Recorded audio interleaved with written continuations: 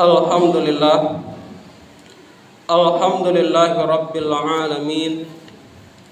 Wassalatu wassalamu ala Rasulillah Sayyidina Muhammad ibni Abdullah wa ala alihi wa sahbihi wa mawalah, amma ba'd.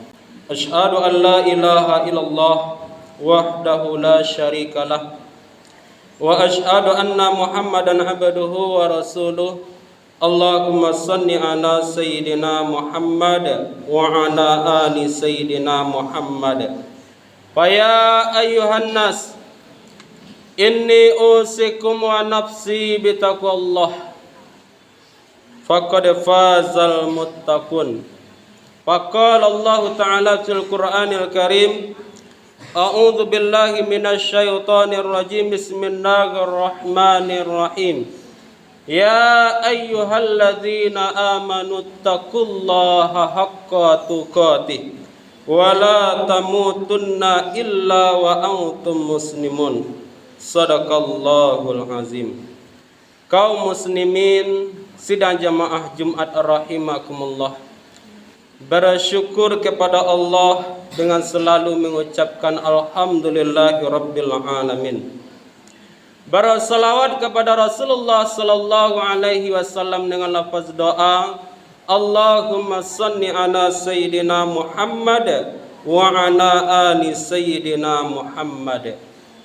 Khatib tidak bosan-bosannya mengajak diri ini dan segenap jamaah Jumat, marilah kita bersama-sama meningkatkan kualitas iman dan takwa kita kepada Allah. Takwa dalam artian al-imtithalu awamirillah wa jitinabun nawahi, menjunjung tinggi perintah-perintah Allah dan menjauhi apa yang dilarang oleh Allah Subhanahu wa taala. Kaum muslimin sidang jamaah Jumat rahimakumullah. Adapun tema khutbah pada kesempatan yang berbahagia ini, 3 azab di dalam kubur bagi orang yang senantiasa meninggalkan salat.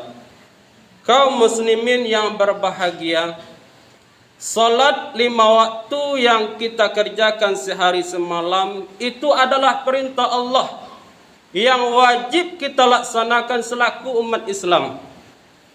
Wajib itu adalah apabila kita kerjakan mendapat pahala dan apabila kita tinggalkan mendapat dosa. Dan salat itu adalah tiang agama. Sebagaimana hadis Nabi mengatakan, as-salatu imaduddin, faman aqamaha faqad aqamaddin, wa man tarakaha faqad hadamaddin. Salat adalah tiangnya agama. Apabila kita mengerjakan salat, menegakkan salat, berarti dia sudah menegakkan pondasi agama. Siapa yang meninggalkan salat, berarti dia sudah meruntuhkan pondasi agama.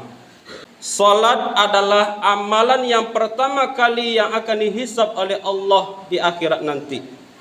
Apabila salatnya baik, maka baik pula lah amalan-amalan yang lain. Apabila salatnya bermasalah, maka bermasalah pula lah amalan-amalan yang lain. Kaum muslimin rahimakumullah, saat ini justru umat Islam itu sendiri sudah banyak yang meninggalkan salat. Ada yang salatnya 1 kali sehari, ada yang salatnya 1 kali dalam 1 minggu, yaitu salat Jumat saja. Ada yang salatnya 1 kali dalam setahun, salat Idul Fitri atau salat Idul Adha. Bahkan ada juga yang tidak salat sama sekali. Na'udzubillahi min zalik.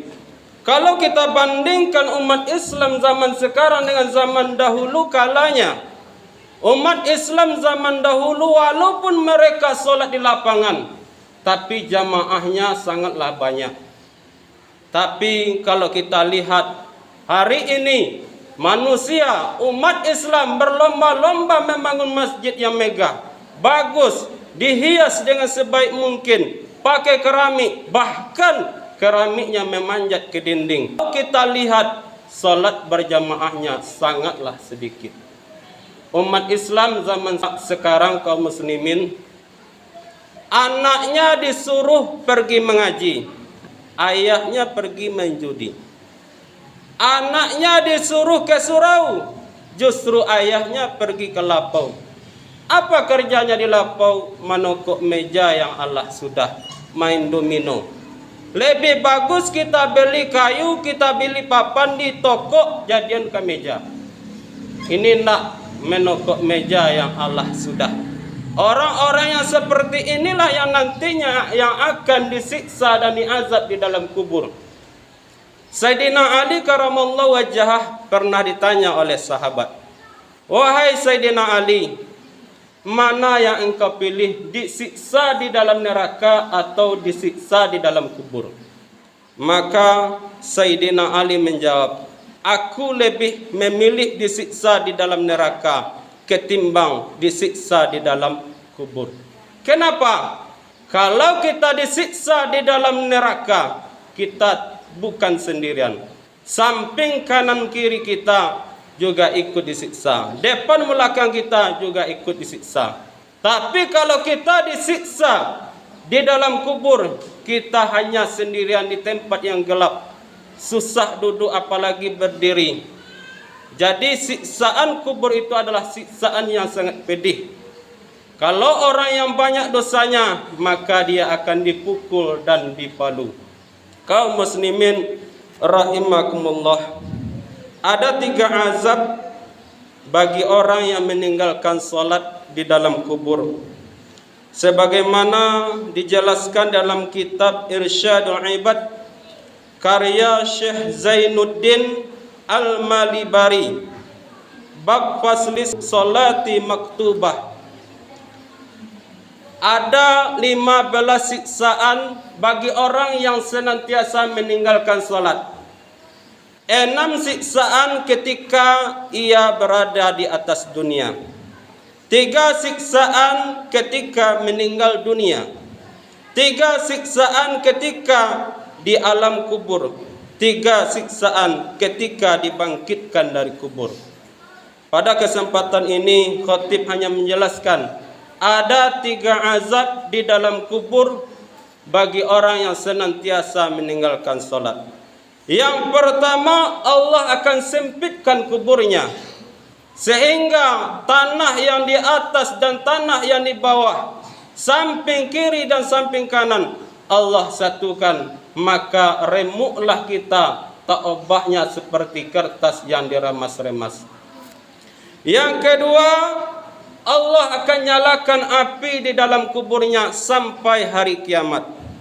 Yang ketiga, Allah akan hadirkan ular yang sangat besar di dalam kuburnya. Ular tersebut bernama Sajaul Aqra. Ular ini bertugas memukul orang-orang yang senantiasa menganggap enteng solat, meninggalkan solat, bahkan tidak solat sama sekali. Dan ular ini berkata, "Tuhanku yang menyuruhku untuk memukulmu."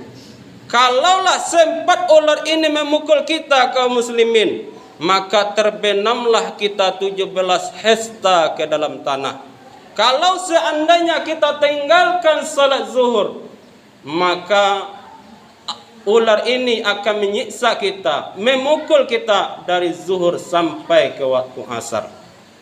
Kalau kita tinggalkan solat asar, maka ular ini akan memukul kita dari waktu asar sampai ke waktu maghrib. Kalau kita tinggalkan solat maghrib, maka ular ini memukul kita dari waktu maghrib ke waktu isya. Kalau tinggal pula solat isyanya, maka ular ini akan menyiksa kita, memukul kita dari waktu isya sampai ke waktu subuh. Tinggal solat subuhnya, maka ular ini akan memukul kita dari waktu subuh sampai ke waktu zuhur. Kalaulah orang ini tidak pernah solat sama sekali, maka ular ini akan menyiksanya setiap hari sampai hari kiamat. Kaum muslimin rahimakumullah, khatib mengajak kepada kita semua, mari kita jaga solat kita. Jangan kita tinggalkan solat. Ajak anak kita, cucu dan kemenakan kita untuk solat. Jangan sampai di alam kubur nanti kita diazab oleh Allah Subhanahu wa taala. Ada pepatah mengatakan, mudah-mudahan menjadi renungan bagi kita supaya kita tidak mau meninggalkan salat. Salatlah Anda sebelum Anda disolatkan. Ringankan langkah kakimu menuju masjid untuk salat sebelum engkau diantarkan oleh orang lain ke masjid untuk disolatkan. Sering-seringlah solat di belakang imam sebelum kita disolatkan di depan imam. Sering-seringlah baca Al-Quran sebelum orang lain membaca Al-Quran untuk kita. Inna lillahi wa inna ilaihi raji'un. Mudah-mudahan khutbah yang singkat ini bermanfaat bagi kita semua. Fa'tabiru ya ulil absar la'allakum turhamun.